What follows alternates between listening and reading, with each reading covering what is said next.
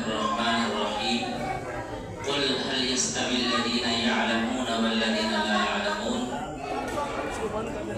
وقال النبي صلى الله عليه وسلم طلب العلم فریضۃ علی کل مسلم كما قال صلی اللہ علیہ وسلم۔ حمد و ثنا رب ذوالجلال کے لیے اور درود و سلام آمنہ کے لال کے لیے۔ حضرات گرامی، علم کا موضوع دیا گیا ہے، یہ اتنا عام اور ضروری موضوع ہے کہ ہمیں قرآن مجید میں سب سے پہلا حکم اقرا کر دیا گیا ہے۔ پہلا میسج اور پہلا پیغام ملا ہے وہ اقرا کا ملا ہے۔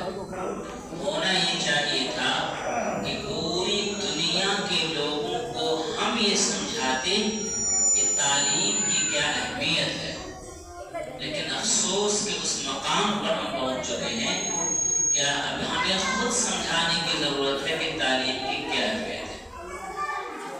تعلیم کی اہمیت سب جانتے ہیں، مسئلہ یہاں پر پھنستا ہے کہ کہیں تعلیم کے نام پر آپ کو دھوکہ تو نہیں دیا جا رہا ہے، کہیں ایسا تو نہیں جس چیز کو آپ تعلیم سمجھ رہے ہوں وہ تعلیم نہیں ہے۔ جیسے بہت سارے مریض جو ڈاکٹر کے پاس جاتے ہیں، صحیح ڈاکٹر کے پاس نہیں پہنچ پاتے ہیں تو وہ غلط علاج کرتا رہتا ہے اور دوا کھاتے کھاتے اس کی بیماری اور بڑھتی جاتی ہے، چونکہ اس بیماری کا علاج نہیں ہوتا ہے اور آخر میں وہ انسان مر جاتا ہے۔ کہیں ہمارے ساتھ بھی وہی تو نہیں ہو رہا ہے؟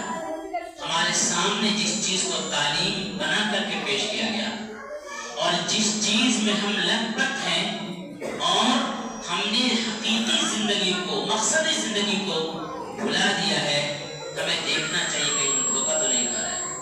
قیامت کے قریب دجالی فتنہ ہے، علماء کرام موجود ہیں، جانتے ہیں دجل کے معنی آتے ہیں دھوکہ اور دجال کے معنی آتے ہیں بہت زیادہ دھوکہ دینے والا۔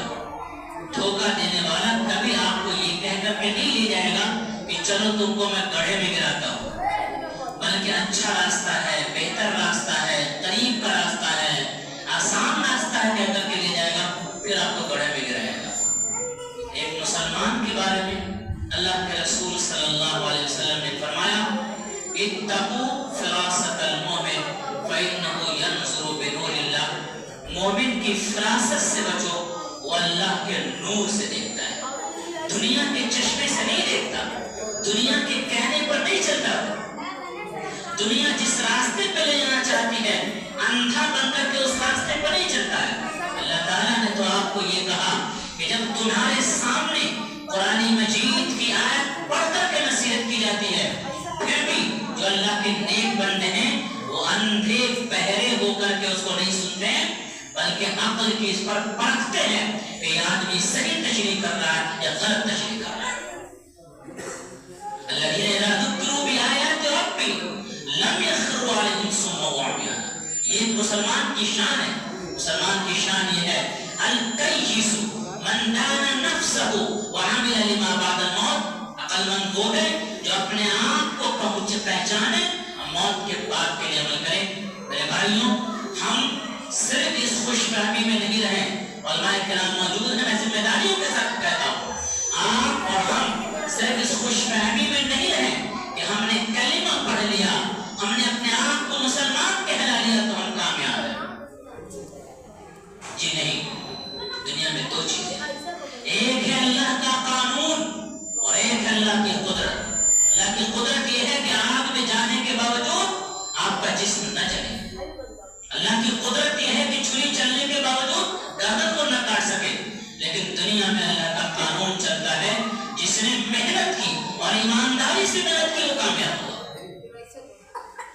ہم اپنے آپ پہ غور کریں، ہم کتنے ایماندار ہیں، ہماری بچپن کی نماز اور آج بچپن کی نماز میں کتنی ترقی ہوئی، ہمارا بھوس کا مکان پختہ مکان بن گیا، ایک منزلہ مکان دو منزلہ بن گیا، لیکن ہمارا دین کمزور سے کمزور تر ہوتا ہے۔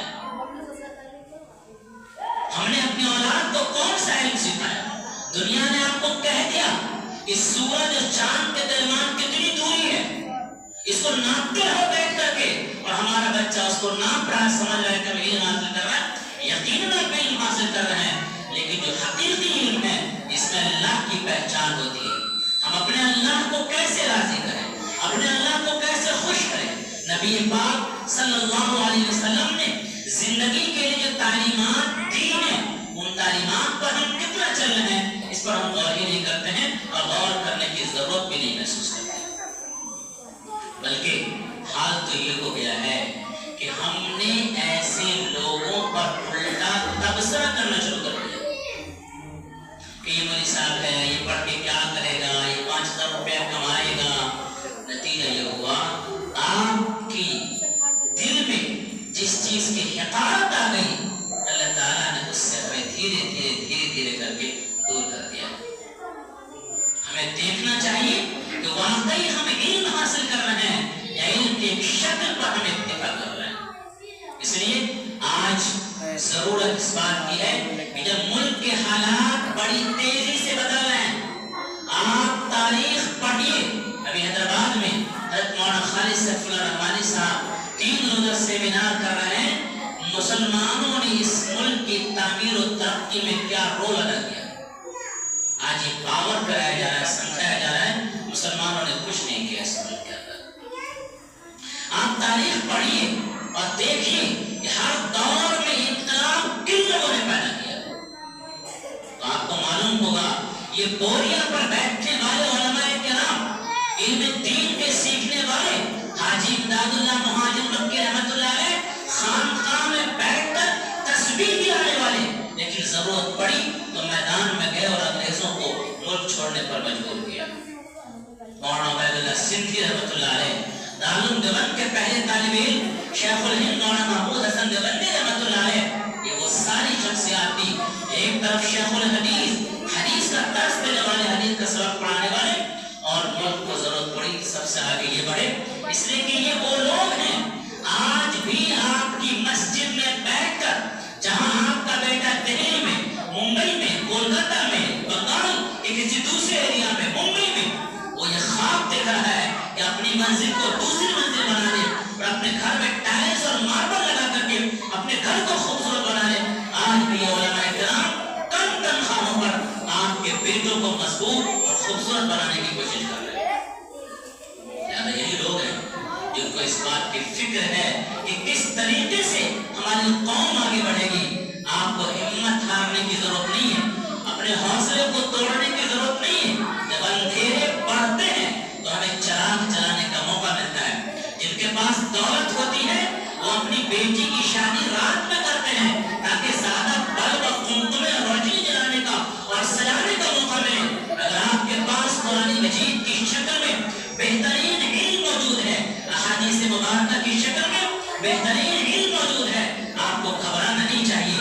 آپ کو تو یہ کہنا چاہیے دنیا کے اندھیرے اگر بڑھ رہے ہیں تو میرے پاس قرآن مجید کی شکل میں بہترین چراغ ہے، اس چراغ سے چراغ جلائیں گے اور پوری دنیا کو روشن کریں گے۔ اٹھ کہ اب بس میں جہاں کا اور ہی انداز ہے، مشرق و مغرب میں تیرے دور کا آغاز۔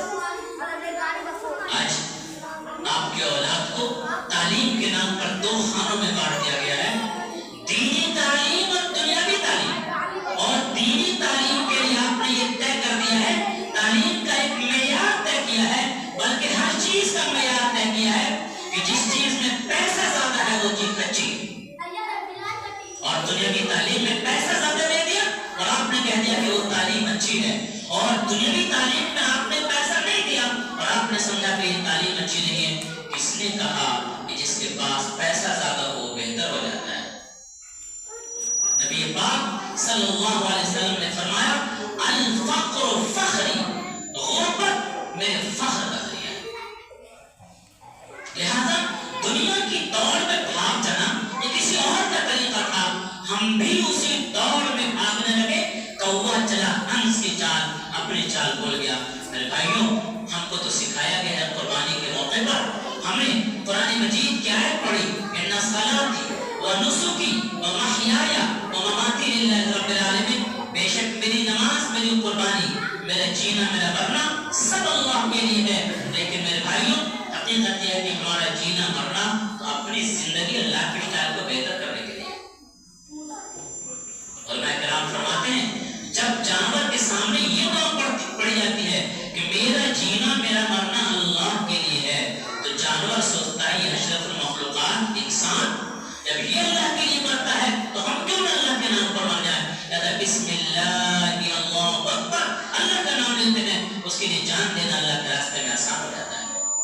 حقیقت یہ ہے میرے بھائیوں کہ ہم دھوکہ دے رہے ہیں جانا.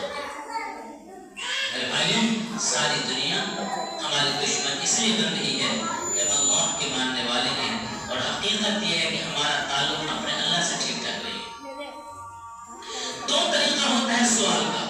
ایک سوال میں آپ سے کروں کہ آپ کی بستی کے کتنی تعداد ہے مسلمان کی، تو یہ سوال ایسا ہے کہ ہمیں معلوم نہیں، میں معلوم کرنا چاہتا ہوں.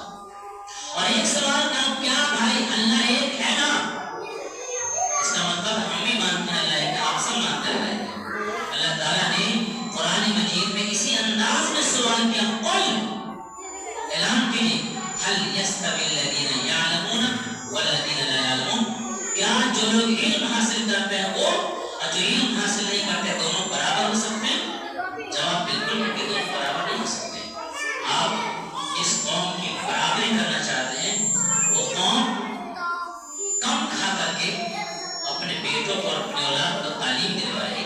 جب مولانا مفتی رضوان صاحب ماسکی داتا برکاتہ نے آپ کے سامنے عرض کیا دنیاوی تعلیم میں بھی ہماری اولاد کو آگے رہنا چاہیے، کبھی علماء کرام نے اس کی مخالفت نہیں کی.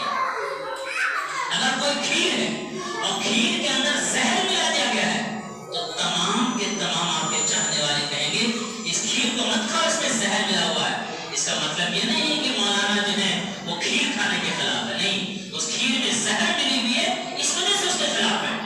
جب انگریزی تعلیم میں تہذیبی داخل کی جائے، جب انگریزی تعلیم میں بے پردگی داخل کی جائے، جب انگریزی تعلیم میں بددلی داخل کی جائے، تب ہم اس تعلیم کی مخالفت کرتے ہیں. اور تعلیم کی مخالفت نہیں کرتے ہیں، اس تہذیب کی، اس بددلی کی مخالفت کرتے ہیں.